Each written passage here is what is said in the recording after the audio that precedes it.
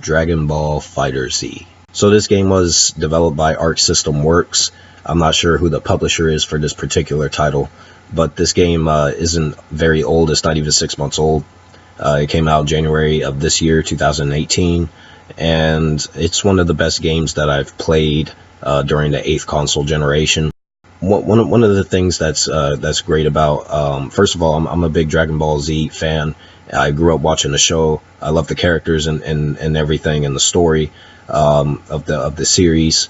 And Dragon Ball Z is one of the best fictional power fantasies ever created.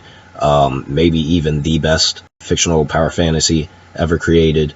And that's part of the reason why the series became so popular in the first place. And Dragon Ball Z is something that translates very well to video games, because the characters can do just about anything. And there's been a lot of great Dragon Ball Z games over the years, from the original Budokai games to the Budokai Tenkaichi games, which I still consider to be the best interpretation of Dragon Ball Z in the gaming industry. And there's been some okay games since, like the Xenoverse games and whatnot, but this Dragon Ball FighterZ is the best modern Dragon Ball Z game. One of the things that's great about this is that first of all, Arc System Works, this isn't their first Dragon Ball game. I believe they developed the Dragon Ball Z Supersonic Warriors on the Game Boy Advance many years ago, and so this is pretty much just a console version of that. It's very similar to Marvel vs. Capcom gameplay wise, where you have a team of 3-on-3, but there's only one character that's allowed on screen at once for each team, and you can freely switch between the other two characters at any time. And so that's great. The strongest aspect about this game is the story mode. This game has one of the best story modes I've seen in a Dragon Ball Z game. They don't rely on the original story of the anime and manga for Dragon Ball Z. It's really its own story, but the characters are utilized very well. And you could tell that, it seemed that the game developers were actually, fans of the show. It's pretty much written like it's a missing episode of the show and whatnot. And then I even like the created character they came up with for this game, which is the Android 21 character. I really like what they did with her in the game. The story mode is really well done. It's pretty long too. It's segmented into 3 different arcs: the androids, the Sand, and the I forget what the other one was. And they're all different from each other in terms of, like, it's the same story, but it's being told in a different way for each arc. And so, that was done rather well, and the characters level up and whatnot in the story mode. So, the story mode's great. And then, outside of the story mode, for single player, you have the arcade mode, which isn't very good. In fact, I really don't like the arcade mode in this game at all, because the arcade mode, like the teams don't change for each, because the arcade mode is segmented into different difficulties and whatnot, and the teams don't change. Once you reach the higher difficulties or whatnot, the game just becomes impossible to fucking play. The AI is just set at an impossible level, and it becomes really ridiculous where the AI is breaking the game and going into attack frames that are impossible to really pull off. And so that's not good. I don't like the arena mode or whatever, but I do like the tournament mode. The tournament mode is the other good mode in the game besides the story mode. And it feels like a traditional Budokai game, where you can just take a team of characters or whatever and fight a series of opponents. And that's something that I really like about the game. Here's what's not good about Dragon Ball FighterZ.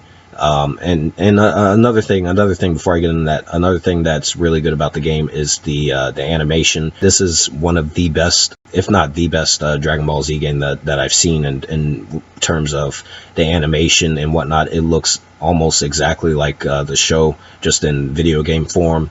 And so that's something that's really that I appreciated in the show, and being that it's a 2D game. It doesn't have the complexity that Injustice 2 has, but it does have some really unique attention to detail and some really nice designs to the backgrounds and whatnot.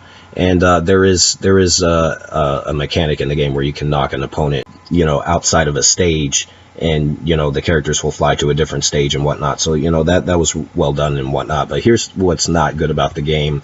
First of all, they mainly made this game once again, and this is something that's become a bane, a blight in the video game industry this console generation. They pretty much made this a multiplayer only game, because outside of the story mode, there's really nothing to do. There's just the tournament mode and the arena mode, which sucks. There's really not much to do in the game. Once you finish the story, the game is pretty much over at that point. I did play the story a little bit longer so I can unlock Super Saiyan God, Super Saiyan Goku, and Vegeta. But after I did that, it was pretty much done. There was pretty much nothing else to do. There was the practice mode, like they have these combo challenges and whatnot. And I unlocked the trophies for those. I did about half of the roster for the combo challenges and the practice mode. And the game itself, it's complex, or it's more complex than your typical anime game, but it's not a super deep fighting game or anything like that. There are entire combos that you can pull off just by tapping one button, literally like the square button or the triangle button. You could just tap that button and just pull off entire combos and whatnot. And so I'd imagine that this game is not very fun to play online, and you can still spam key attacks and whatnot. And that's a big problem with anime games, is that you can spam the attacks of the characters from the show and shit. It's been a problem in Naruto video games. It's been a problem in Dragon Ball Z games, and it's still a problem here. And so this is definitely not Injustice 2 or Street Fighter, or any serious 2D fighting game, Mortal Kombat, anything like that. It's nowhere near as deep as that, but it is a little bit more complex than your typical anime fighting game. But going back to the fact that they mainly made this a multiplayer only game, there's this hub in the game, this hub that you have access to. And all it is instead of having a traditional menu in the game, they just gave you this hub world or whatever, where it's fucking stupid too. It looks childish. It looks like it's made for little children. You basically are playing as a character sprite of a chibi version of a Dragon Ball Z character. You just walk around to these different characters or whatever. These different little locations in the hub world, because it's not very large, and that's how you access the actual modes in the game: the story mode, the tournament mode, the local battle, and all that, and the online multiplayer mode. That's how you access all the modes in the game. It's this little hub world that they have in the game. That's fucking stupid. That's ridiculous. Xenoverse 2 did that and had a hub world and whatnot, except it was much bigger, and it was like more of almost an open world type of hub. And this game, even though it's much smaller, I still don't like seeing that shit. It's like, why not just have a traditional fucking menu instead of wasting development time and resources on creating these hub worlds and whatnot, when you can have more characters in the fucking game and shit. And that's the other major issue that I have with Dragon Ball FighterZ, is that there are not a lot of characters in the game. At first glance, that's not really an issue, but they left out some really cool characters from the Dragon Ball Z pantheon. A lot of characters from the movies are missing. There's no Super Android 13. There's no BoJack. There's no Tapion. And even from the show, there's no Dabura. There's no, they even left out Super Buu, yet Majin Buu and Kid Buu are in the game, and I'm just like, I don't understand why they did that. Base versions of the characters and whatnot, like base Goku and base Gohan and so on and so forth, you can't play as the characters outside of their Super Saiyan forms. So that's weird and whatnot. I don't understand that. One of the things that I really don't like, the major thing I don't like, is the fact that Android 17, who's one of my favorite characters from Dragon Ball Z, isn't playable. He's in the game, but he's a part of Android 18's attack animations, so he's not actually a playable character, and so I fucking hate that.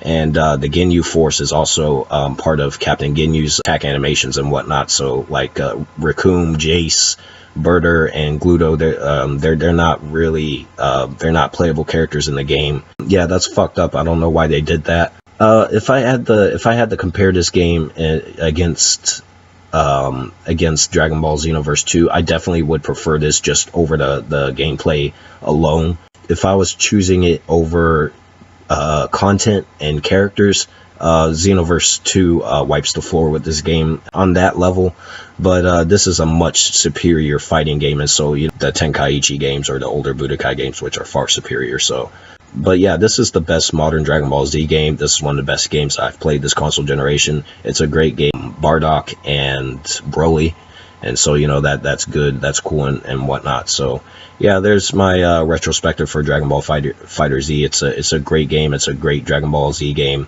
and I'm looking forward to seeing what Arc System Works does next.